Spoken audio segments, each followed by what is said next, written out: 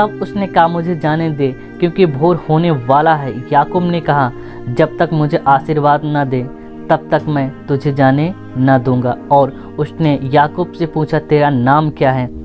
उसने कहा याकूब। उसने कहा तेरा नाम अब याकूब नहीं परंतु इज़राइल होगा, क्योंकि तू परमेश्वर से और मनुष्य से भी युद्ध करके प्रबल हुआ है।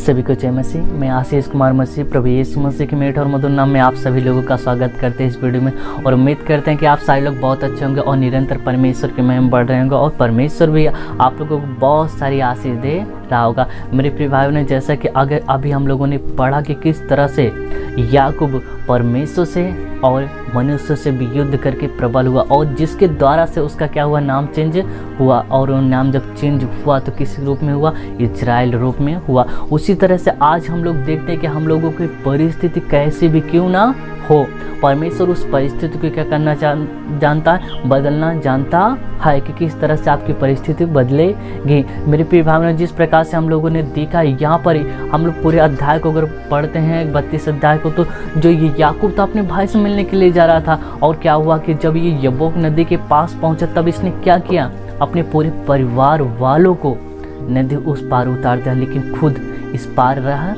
गया। और इस पार रह के क्या किया, उसने कोई इधर उधर का काम नहीं किया, बल्कि वो क्या करता रहा, सारी रात प्रार्थना करता रहा। क्या करता रहा? सारी रात प्रार्थना करता रहा। और जब वो प्रार्थना करता रहा तब उसके पास एक स्वर्गदूत था। क्या? उसके पास एक स्वर्गदूत था जो क्या करने वाला था, उसकी प्रार्थनाओं को लेकर परमेश्वर तक जाने वाला था। लेकिन क्या हुआ, जो याकूब था, याकूब प्रार्थना खत्म ही नहीं कर रहा था। और किस कारण से प्रार्थना खत्म नहीं कर रहा था, आमीन नहीं बोल रहा था? वो चाहता था कि जब तक मेरी प्रार्थना का उत्तर मुझे नहीं मिल जाएगा तब तक मैं प्रार्थना क्या करता रहूँगा।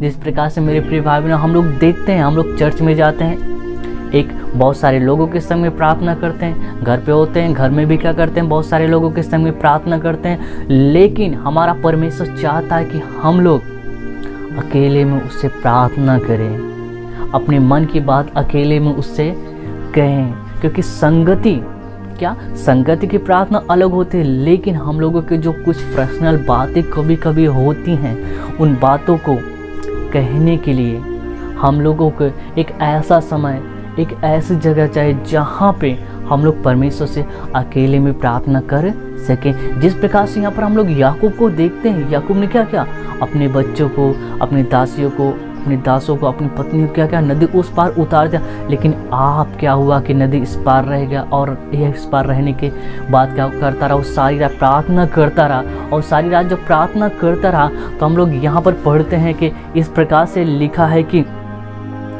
और याकूब आप अकेला रह गया, तब कोई पुरुष आकर पाँव फटने तक उससे मल्लयुद्ध करता रहा। क्या हुआ कि याकूब जो था सारी रात प्रार्थना करता रहा, और जो पाँव फटने वाला था, क्या जब सुबह होने वाले थे तब क्या हुआ कि कुछ पुरुष आकर उससे मल्लयुद्ध करते रहे।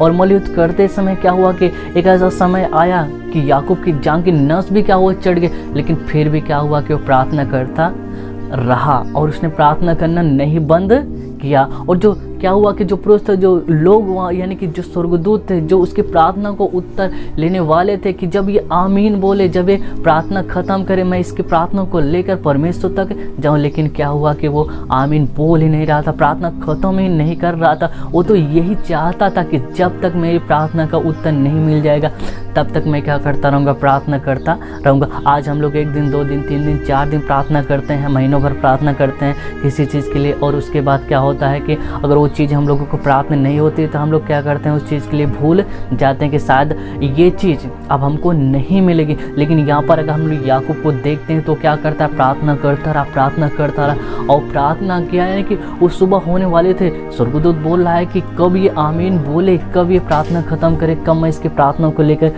स्वर्ग तक जाऊँ, परमेश्वर तक जाऊँ। लेकिन क्या हुआ कि आमीन ही नहीं बोल रहा था।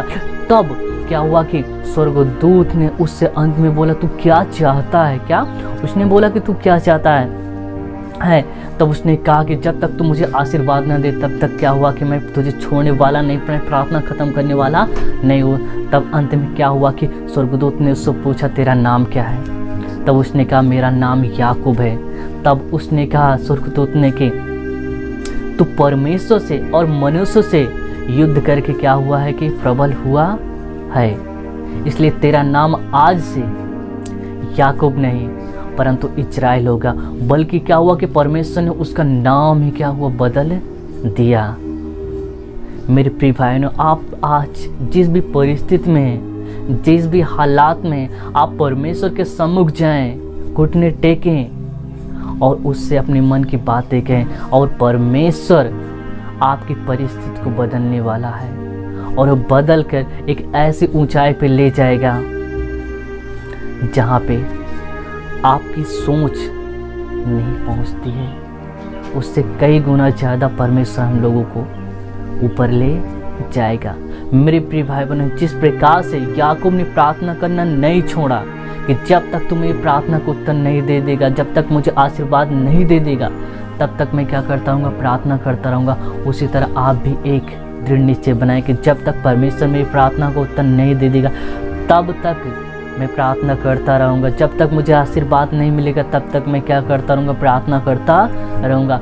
तो जिस प्रकार से याकूब का नाम बदल के इस्राएल हुआ, उसी तरह से आज आप जितने भी सारे लोग देख रहे हैं इस वीडियो को, परमेश्वर आपके नाम को, आपके जीवन को, आपकी हर एक परिस्थिति को बदलने वाला है। हाँ, वो तब बदलेगा जब आप लोग क्या करोगे, प्रार्थनाएं करोगे। मेरे प्रिय भाई बहनों, आपकी जितनी भी समस्याएं, आप अपनी समस्याओं को कमेंट्स में लिख सकते हैं। आपके लिए हमेशा प्रार्थनाएं की जाएंगी और आप लोग भी खास कर प्रार्थनाएं कीजिए ताकि परमेश्वर आपकी परिस्थिति को बदले। मेरे प्रिय भाई बहनों, उम्मीद करते हैं कि आपके इस वचन के द्वारा, आज के इस वचन के द्वारा परमेश्वर आप सारे लोगों को बहुत सारी आशीष देगा और आप सारे लोग बहुत आगे बढ़े होंगे। सभी को जय मसीह।